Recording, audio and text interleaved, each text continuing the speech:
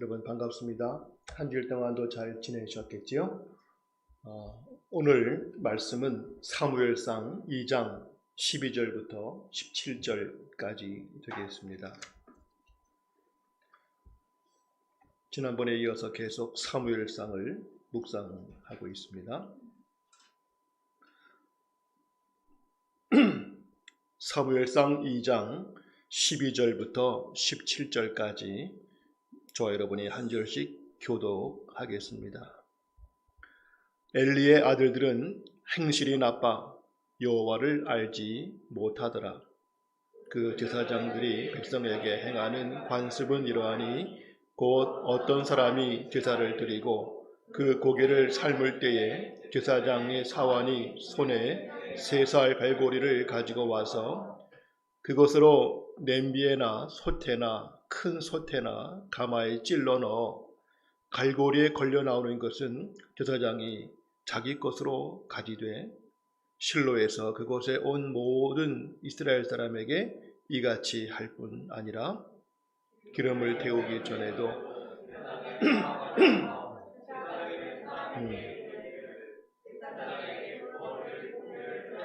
그가 내게 삶은 고기를 원하지 아니하고 날 것을 원하신다 하다가 그 사람이 이르기를 반드시 먼저 기름을 태운 후에 내 마음에 원하는 대로 가지라 하면 그가 말하기를 아니라 지금 내게 내라.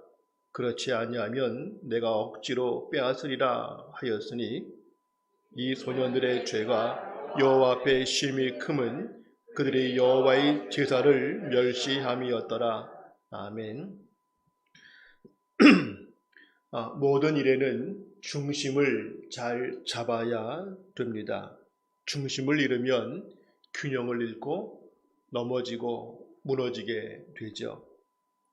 우리 지난 주간에 우리 공동체 막내 중에 하나인 지유가 도를 이제 맞이했었지만 보통 아이들이 도를 전후해서 걷게 됩니다. 아이들이 걸음마를 배워서 걸을 때 물론 다리에 힘도 있어야 되지만 더 중요한 것은 아이들이 중심을 잡고 서서 걸을 수 있는 그 중심을 잡는 것이 더 중요합니다. 이러한 걸음마만이 아니라 우리의 모든 인생에 있어서 운동을 할 때에도 공을 손으로 던지든 발로 차든 배트로 치든 어떤 운동이라도 중심을 잡지 못하면 기대한 열매를 거둘 수 없습니다. 그와 같이 우리 인생도 우리 신앙도 중심을 잘 잡아야 넘어지지 않고 그리고 본래의 뜻을 이룰 수 있고 성장할 수 있다 하는 것을 알게 됩니다. 오늘 우리는 신앙의 중심을 잡지 못해서 결국 넘어졌고 그것이 한 개인만이 아니라 이스라엘 전체까지 영향을 주었던 두 사람을 보게 됩니다. 그들의 이름은 사사시대의 엘리 제사장의 아들이었던 홈니와 비느하스라고 하는 두 사람이었습니다. 이 엘리의 두 아들 홈니와 비느하스는 아버지를 따라서 제사장이었습니다. 이 제사장들은 다른 사람들은 몰라도 이 제사장만큼은 제사에 대해서 철저하고 하나님에 대한 그 마음과 삶이 특별해야 될 사람들이었는데 오늘 본문에 보시면 이 홈니와 비느하스 이들은 제사장이라고 하기에는 너무나 어울리지 않는 일반 성도라고 해도 할 수 없는 일들을 하고 있음을 보여줍니다. 이것 그들이 어떠한 일을 했는가 하는 것을 그 뒤에 볼 것인데 오늘 묵상할 첫째 주제는 예배의 무너짐은 곧 신앙의 무너짐이다 하는 것입니다. 오늘 읽으신 본문 보신 것처럼 이 엘리의 두 아들 홈니와 비느하스가 여러 가지 악한 일을 행했지만 그 중에 한 가지가 제물을 함부로 마음대로 취했습니다. 그 당시에 제사를 드리고 나서 그 제물을 또 제사장들에게 몫을 띄워줄 때에는 원칙이 있는데 즉 아무거나 그냥 나 저거 가질래 해서 갖는 것이 아니라 그 제사장의 몫은 따로 구별되는 것이 있는데 오늘 본문에 보면 그렇지 않고 갈고리를 솥에 찔러서 그냥 아무거나 걸려 나오면 내 거다 이런 식으로 하는 것이었죠. 미리 따로 정해놓은 규칙을 어겼습니다. 그리고는 기름은 먼저 여호와 앞에 태워 드리는 것인데 그걸 태우지 않고 따로 자기가 뺐다. 요즘에 건강 때문에 기름을 안 먹는 분도 있지만은 아마 기름 부위가 또 적당히 있으면 더 맛있다고 보는 경우도 있지 않습니까? 여호와께 먼저 태워 드려야 될 기름을 자기들이 먼저 그것을 빼돌렸다. 또 세 번째, 그 제사장들에게 주는 그 몫은 제사하고 삶은 고기를 줘야 되는데 얘들은 날 것을 달라. 아마 날 것으로 육회를 먹으려고 했든지 아니면 삶는 것보다는 구워 먹는 것이 더 맛있다고 봐는지 몰라도 삶은 것을 줘야 되는데 또 날 것을 달라고 해서 그 담당자들이 안 된다고 하면은 억지로 빼앗아가는 이러한 일들을 행했다 되어 있습니다. 요 세 가지만 그들이 죄를 지었을까가 아니라 이들이 가장 대표적인 제사장으로서 가장 엄격히 지켜야 될 제물을 자기 마음대로 취했다고 하는 것은 다른 것은 더 볼 것도 없음을 보여줍니다. 그 본문 뒤에 보시면 나중에 이 두 아들은 성막에서 수종드는 여인들이 있습니다. 예를 들어 그 제사장들의 옷을 빨거나 그릇을 씻거나 여러 가지 여성들이 할 일이 있는 일도 있는데 그 여성들과 함께 동침을 하고 이러한 죄를 또한 범했다 보여집니다. 즉 한마디로 난장판이었고 어떻게 이럴 수 있나, 보통 사람도 저럴 수 없는데 이런 죄들을 지었는데 그 이유가 무엇인가 했더니 본문 17절에 기록되어 있죠.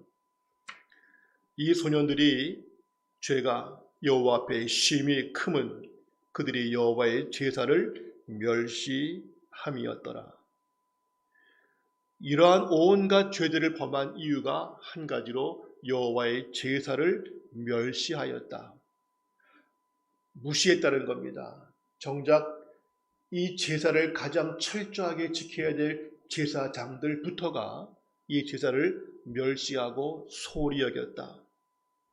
또 본문 가운데 아까 보신 것처럼 12절 보시면 그들이 하나님을 알지 못했다라고 되어 있는데 하나님의 이름을 못 들어봤을 그럴 리가 없는 사람들이 하나님을 알지 못했다는 말은 하나님을 인정하지 않았다. 하나님을 두려워하지 않았다. 그러한 말입니다. 즉 요즘에 매일 아침 묵상하시면서 늘 강조하는 것, 종교인이 있고 참 신앙인이 있습니다. 종교인들이나 참 신앙인이나 겉으로 볼 때에는 같아 보일 수 있습니다.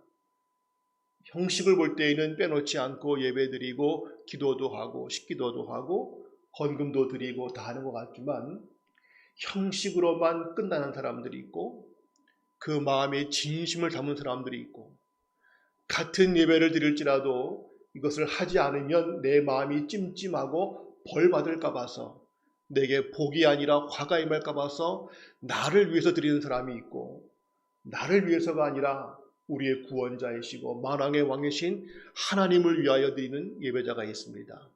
겉으로 볼 때는 같아 보여도 참 신앙인과 종교인은 그 중심과 그 내용이 다르죠.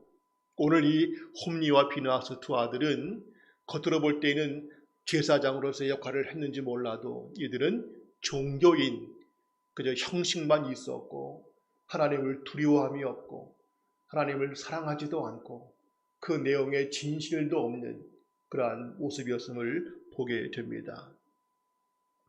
우리의 영성을 체크해 볼 수 있는 여러 가지가 있는데 건강을 위해서라면 피검사를 하든가 CT를 찍든가 하는 것처럼 우리의 영성을 체크해 볼 수 있는 가장 기본적이고 중요한 것은 예배를 보는 것입니다.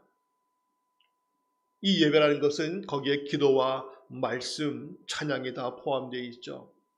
마치 영화가 종합예술인 것처럼 예배는 우리의 신앙의 모든 것이 포함된 그러한 종합적인 우리의 영적인 모습입니다. 그가 어떠한 자세를 가지고 예배에 임하는가가 그의 영성을 보여줍니다. 성경 말씀 구약을 보시면 이스라엘이 타락했을 때 그들의 타락을 지적하면서 그들의 여러 가지 범죄를 했겠지만은 그 많은 범죄들을 다 열거하지 않고 항상 대표적으로 그들의 예배를 지적하면서 너희가 이러한 예배를 드리고 있는데 내가 과연 너희를 기뻐할 수 있는가? 그들의 죄악의 대표를 항상 예배로 삼은 경우들이 많습니다.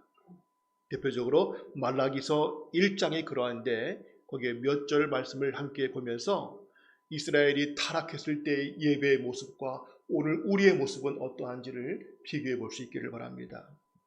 먼저 말라기 1장 6절 보시면 내 이름을 멸시하는 제사장들아 나 만군의 여호와가 너희에게 이르기를 아들은 그 아버지를 종은 그 주인을 공경하나니 내가 아버지일진데 나를 공경함이 어디 있느냐 내가 주인일진데 나를 두려워함이 어디 있느냐 하니 하나 너희는 이르기를 우리가 어떻게 주의 이름을 멸시하였나이까 하는도다. 하나님을 두려워함이 없다. 아무렇게나 하면 어때? 그냥 드리면 되는 거지. 멸시하고 두려워하지 않는다. 구약시대에 제사 함부로 했다가는 죽을 수도 있었죠. 오늘 우리가 예배드릴 때 하나님을 가볍게 여기거나 그냥 대충 하면 됐지 뭘 혹 이런 마음은 없는지요. 그 다음 말라기 1장 10절 보시면 만군의 여호와가 이르노라 너희가 내 제단 위에 헛되이 불사르지 못하게 하기 위하여 너희 중에 성전 문을 닫을 자가 있었으면 좋겠도다. 내가 너희를 기뻐하지 아니하며 너희가 손으로 드리는 것을 받지도 아니하리라. 너희가 지금 이렇게 중심이 없이 형식만으로 드리는 예배는 난 너무 싫다. 누가 제발 좀 저 성전문을 닫아서 너의 그런 위선적이고 형식적인 모습을 내가 좀 안 보고 싶다 할 만큼 내가 기뻐하지 않고 너희가 아무리 예배한들 받지 않을 것이다. 제발 누가 성전문을 닫았으면 좋겠다. 이 말씀을 대할 때 혹시라도 이 코로나 때문에 우리가 교회를 마음대로 출입할 수 없는 이 상황이 혹시 우리가 그동안 하나님께 형식적인 예배, 두려워함과 사랑함과 진실함이 빠진 예배를 드린 모습은 아니었는지 보게 됩니다. 우리 예배를 주님이 정말 기뻐 받으실까 늘 생각해야 되겠죠.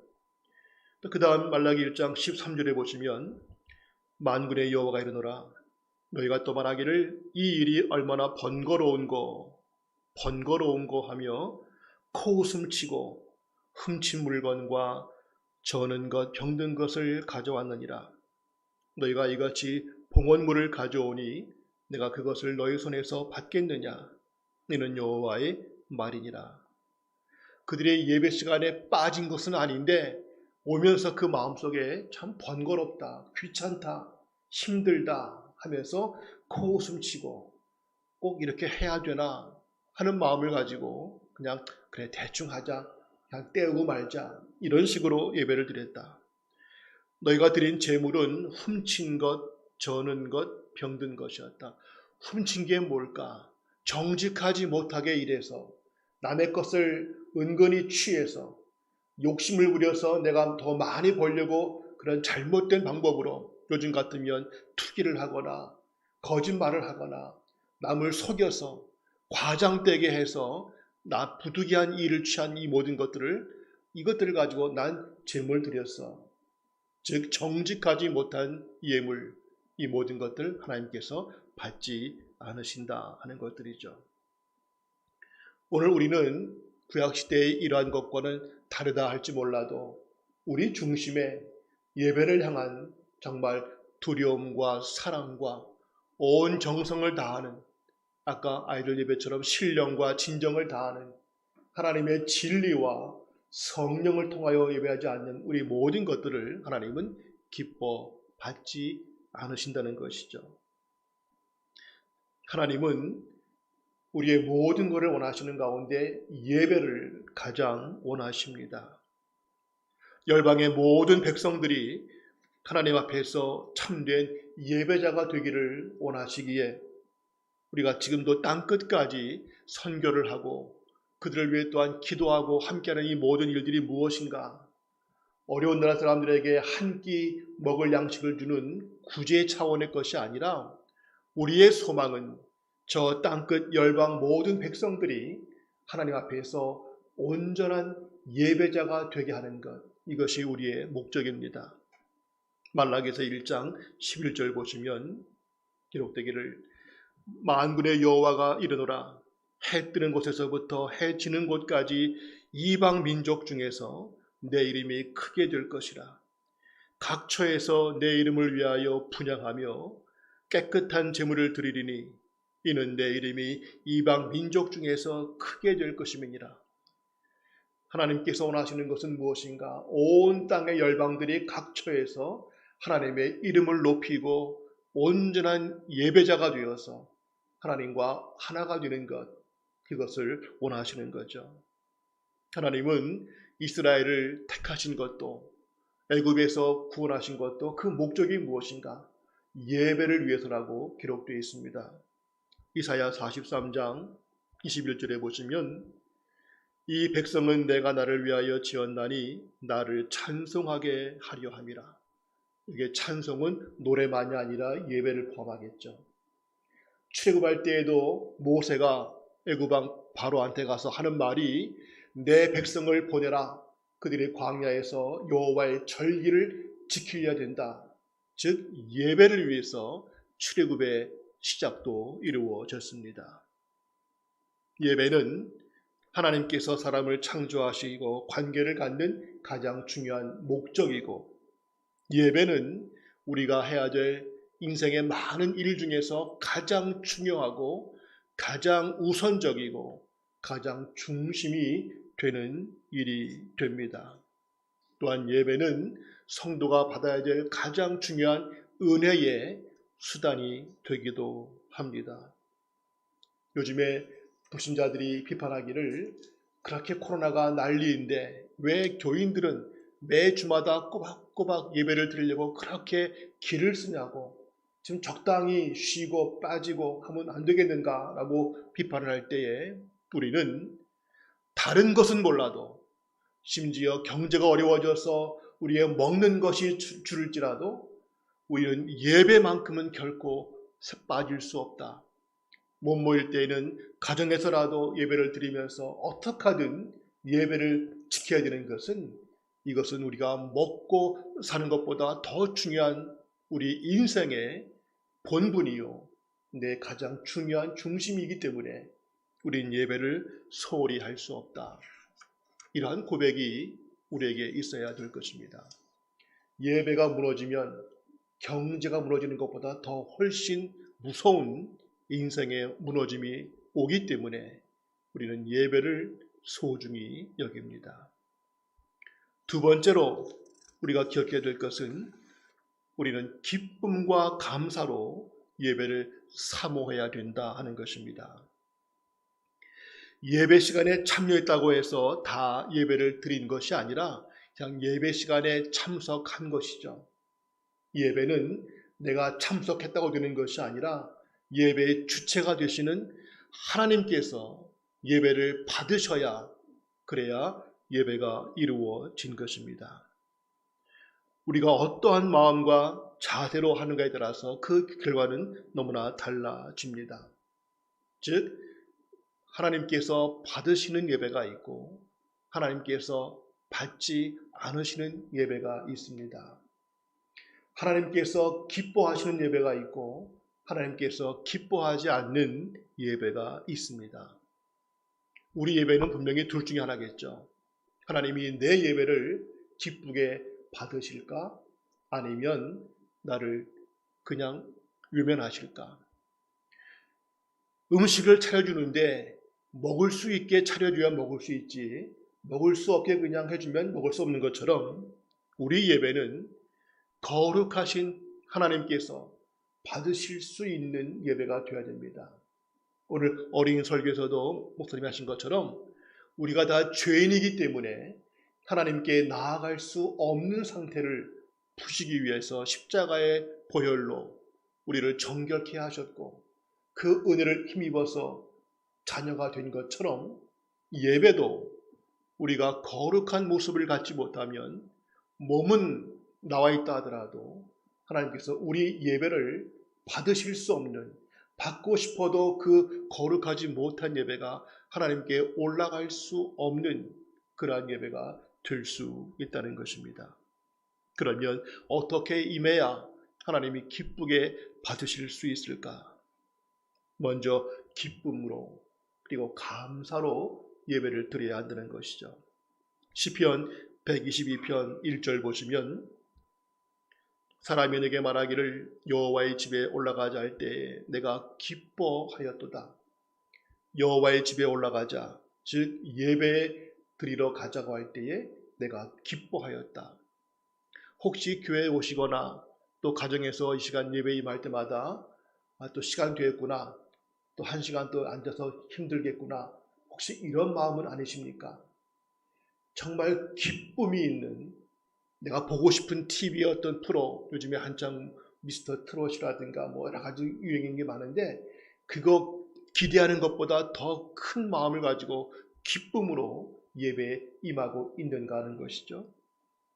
시편 100편 1절로 4절을 볼 때에도 이렇게 기록되어 있습니다. 온 땅이여 여호와께 즐거운 찬송을 부를지어다. 기쁨으로 여호와를 섬기며 노래하면서 그 앞에 나아갈지어다. 여호와가 우리 하나님이신 줄 너희는 알지어다. 그는 우리를 지으신 이요 우리는 그의 것이니 그의 백성이요 그의 기르시는 양이로다. 감사함으로 그 문에 들어가며 찬송함으로 그 궁정에 들어가서 그에게 감사하며 그 이름을 송축할지어다. 우리가 예배 시간에 찬송 부를 때, 기도할 때 정말 기쁨과 감사로 임하는가 하는 것이죠. 예배에 임할 때마다 우리는 하나님과 함께 한다는 그러한 기쁨, 내 모든 것이 감사할 수밖에 없는 은혜의 감사, 그리고 감히 나 같은 부족한 죄인이 하나님을 만날 수 있다고 하는, 지금 내 앞에 하나님이 함께 하신다고 하는 엄청난 감격, 오늘 또한 내게 하나님께서 무엇을 말씀하시고 내 마음을 어떻게 받아주실까에 대한 기대감, 이런 것들이 우리 가운데 있어야 됩니다. 예배의 중심은 내가 앉아있다고 해서 내가 예배의 중심이 아니요, 하나님이 예배의 중심입니다. 심지어 교회마다 말씀을 강조하다 보니까 마치 목사가 예배의 중심인 것처럼 보일 때가 있습니다. 목사의 눈치를 봐야 되고, 그래서 예배 시간 앞뒤를 다 빼고 설교 시작할 때 들어왔다가 끝나면 일찍 가고, 이렇게 목사의 설교만 들으면 다 된 거야. 그리고 마치 목사가 하나님을 대신하여 교회의 왕인 것처럼 이런 경우들이 얼마나 많습니까? 예배의 중심, 예배의 가장 포인트는 하나님이십니다.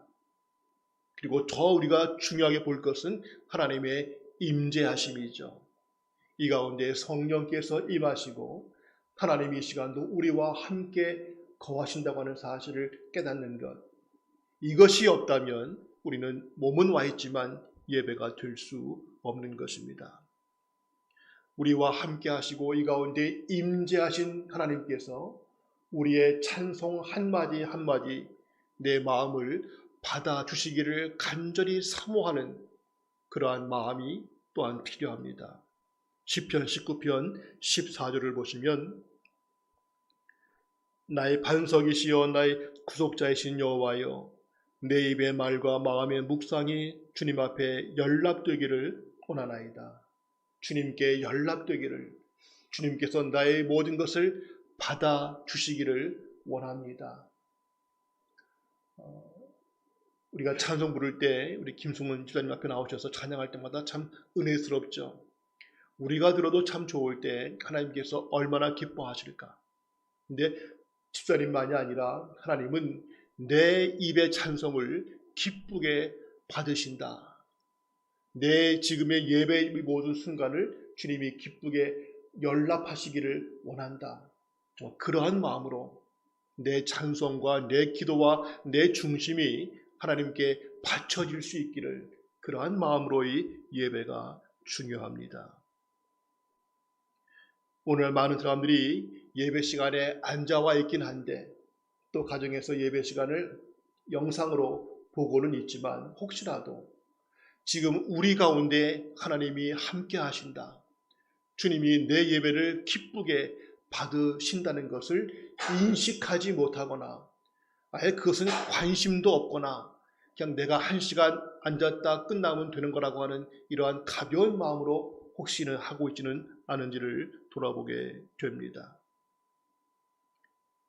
예배 시간에 우리에게 더욱 이러한 생생한 하나님의 은혜가 내게 임하기를 소망하고, 또 이 예배를 통해서 평상시에 느끼지 못했던 하나님과의 관계들이 회복되기를 소망하는 마음들이 있어야 될 것입니다.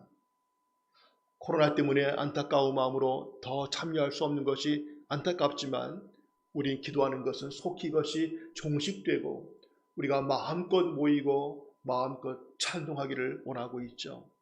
물론 가정에서 예배드리든 영상으로 하든 어디서 하든지 간에 예배는 다 맞습니다. 그러나 음악회를 우리가 굳이 비싸게 돈 내고 가는 것은 CD를 틀어도 될 수 있고 유튜브로 볼 수 있지만, 음악회를 가는 이유는 거기서 느껴지는 현장에서의 그 생동감은 다르지 않습니까?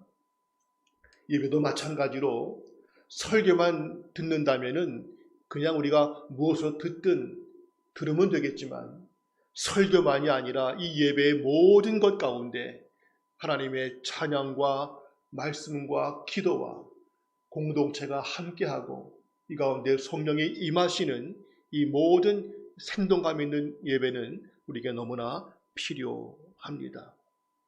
그러기에 우리가 중심을 다하여 함께 모이고 사모함으로 기쁨과 감사함으로 예배를 드리는 것, 이것이 우리에게 매우 소중함을 기억하고 그렇게 될 수 있도록 우리가 사모함을 회복할 수 있기를 바랍니다. 마지막 세 번째는 참된 예배를 위해서는 우리가 좋은 예배자가 되어야 된다는 것입니다. 좋은 결실을 맺고자 할 때 열심히 하는 것도 중요하지만 열심보다 중요한 것은 그러한 준비를 갖추는 것이죠. 운동선수가 승리하기 위해서 시합 시간에 열심히 해야 되겠지만 평상시에 체력과 기술의 준비가 안 되어 있다면 그 시간에 아무리 열심히 하고 싶어도 안 되는 겁니다. 시험 보는 학생이 미리 평상시에 공부된 것이 없으면 그 시험 시간에 아무리 집중한다 한들 미리 사전에 해놓은 것이 없으면 될 수가 없는 것처럼, 우리가 예배를 드릴 때 정말 하나님이 기쁘게 받으시는 예배가 되려면 그 이 한 시간에 우리가 기쁨과 감사와 사모함의 집중도 중요하지만 그 전에 우리 각자 한 사람 한 사람이 온전한 예배자, 거룩한 예배자, 하나님과 함께하는 자녀로서의 모습을 유지하는 것이 예배의 성패를 좌우하는 중요한 요소가 됩니다. 때문에 한 주간 내내 기도 한 번 하지 않고 말씀 한 번 보지 못한 상태에서 예배 시간에 와서 아무리 집중하려고 한들 하고 싶어도 내 안에 그러한 선한 것이 없으면 기대한 만큼의 열매가 될 수 없는 것이죠. 어떻게 하는 것이 좋은 예배자일까? 다 아는 것처럼 성령의 사람, 기도와 말씀의 사람, 예수님을 닮아가는 모습의 사람이 되는 것이 중요함을 강조합니다. 의지도 중요하지만 내 안에 선한 것이 채워져야만 선한 예배가 될 수 있다는 것. 누가복음 6장 45절을 보시면 선한 사람은 마음에 쌓은 선에서 선을 내고 악한 자는 그 쌓은 악에서 악을 내라니 이는 마음에 가득한 것을 입으로 말합니다. 내 안에 선한 것이 쌓여져야 그것이 나올 수 있고, 아까 예배할 때 어린이 예배 진리와 성령으로 예배하라. 그 진리가 곧 말씀일 터인데 내 안에 말씀이 살아있지 않고 내가 성령님과 함께하지 않은 가운데에서는 그 예배 시간에 신령과 진정으로 이것이 가능할 수 없다는 것이죠. 그러기에 참된 예배를 드리기 위해서라면 우리 평상시에 기도의 사람, 말씀의 사람, 성령의 사람이 되는 것이 중요함을 보여줍니다. 내 안에 선한 것을 쌓아야 되는 것이죠. 또 야고보서 3장 10절, 11절을 보시면 한 입에서 찬송과 저주가 나오는도다. 내 형제들아 이것이 마땅하지 아니하니라. 샘이 한 구멍으로 어찌 단물과 쓴물을 내겠느냐. 하나의 구멍에서 단물과 쓴물 나올 수 없듯이 너희가 하나님을 찬양하며 기도하며 말씀의 입술이 되려면 너희의 입술은 거룩한 입술이 되어야 된다. 입술만이 아니라 우리 삶 전체가 거룩한 자가 되어야 된다 하는 것이겠죠. 시편 29편 2절 보시면 여호와께 그의 이름에 합당한 영광을 돌리며 거룩한 옷을 입고 여호와께 예배할지어다. 여호와의 이름에 합당한 영광을 돌리기 위해서 거룩한 옷을 입고 예배하라. 이 거룩한 옷이 무엇인가? 이런 의류 옷이 아니라 거룩한 삶이겠죠. 마찬가지로 시편 24편 3절 4절 보시면 여호와의 산에 오를 자가 누구며 그의 거룩한 곳에 설 자가 누구인가? 곧 손이 깨끗하며 마음이 청결하며 뜻을 허탄한 데에 두지 아니하며 거짓 맹세하지 아니하는 자로다. 오늘날 정치인들, 기업인들, 사회 많은 유명인 가운데에서 교회 나간다고 해서 반가워했는데 정작 그들의 삶을 봤더니, 그들의 행위를 봤더니 이거는 기독교인의 모습이 아니고 신앙의 양심과는 관계없는 일들을 할 때 얼마나 많이 실망들을 합니까? 최근에 어떤 분을 뵀는데 그분은 참 신앙이 좋은 집사님이신데 저한테 기도 부탁을 하십니다. 부모님의 장례 얘기하다가 그 어머니가 90이신데 이제 곧 이 땅을 떠나시게 될 것 같은데, 그런데 아직 이분이 교회를 안 나가신다고.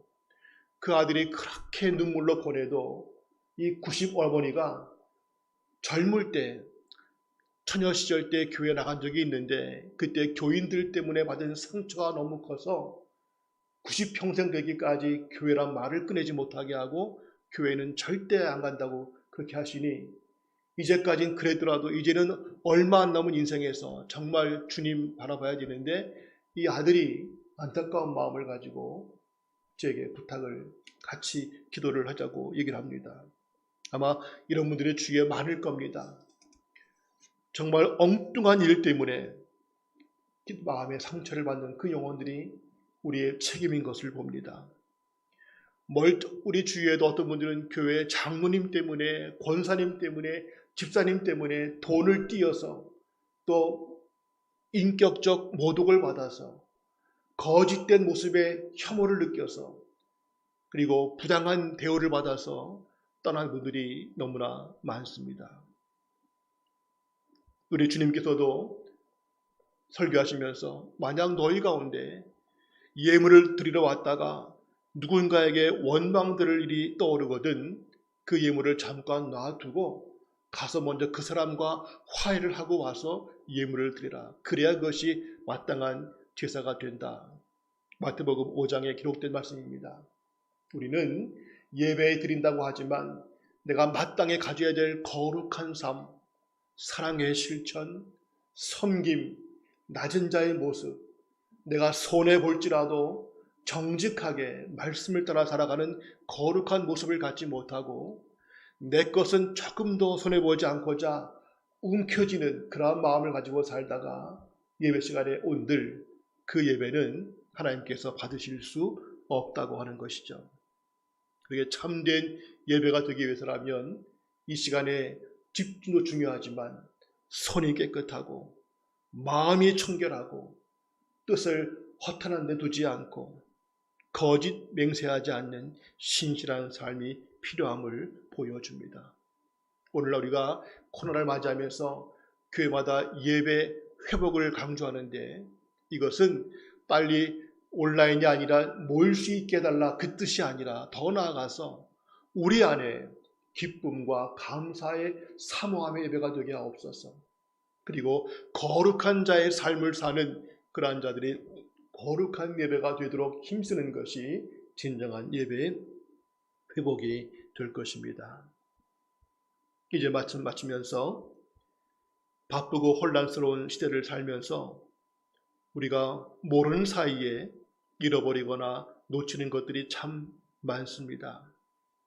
새로운 물결에 큰 격변이 올 거라고 하는 가운데 우리가 인식도 못하는 사이에 무너지고 상실한 것들이 참 많습니다. 시대의 변화 속에서 문화도 바뀔 것이고 삶의 패턴도 분명히 많이 바뀔 것으로 예상을 합니다. 그러한 가운데에도 우리는 비록 문화와 패턴은 바뀔지라도 우리의 중심 속에 예배를 소중히 여기고 예배가 무너지면 내 인생 모든 것이 무너진다고 하는 그런 고백 속에서 예배를 최우선으로 가장 중요한 것으로 예배를 위해서라면 어떠한 투자도 어떠한 시간도 물질도 중심도 아끼지 않는 예배에 집중하는 마음으로 그리고 기쁨과 감사, 거룩한 자의 삶으로 우리가 온전한 예배자가 되기를 힘쓰는 우리 모두가 되기를 원합니다.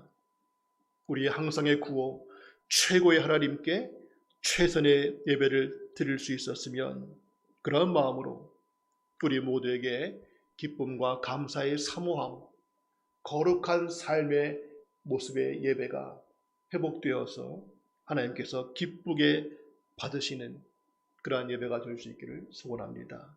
기도합니다.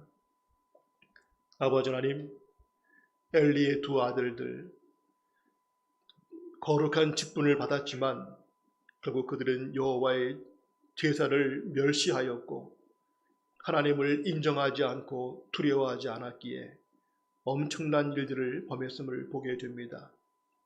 예배가 무너지면 모든 것이 무너지게 되는 것을 고백합니다. 우리에게 기쁨과 감사가 이루어지는 사모함의 예배가 되기를 원합니다. 거룩한 삶이 뒷받침되는 온전한 예배자의 모습으로 드릴 수 있기를 원합니다.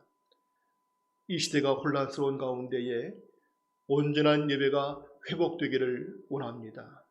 먼저 우리의 중심 속에 하나님을 향한 거룩한 열정과 거룩한 삶이 회복되게 하옵소서. 모든 곳에서 드려진 예배 시간들이 억지로의 예배, 습관적인 예배, 인간적인 예배가 아니라 하나님께서 기쁘게 받으시는 예배, 신령과 진리의 예배, 이 땅을 변화시키는 능력의 예배가 될 수 있도록 성령님 함께하여 주옵소서. 예수님의 이름으로 기도합니다. 아멘.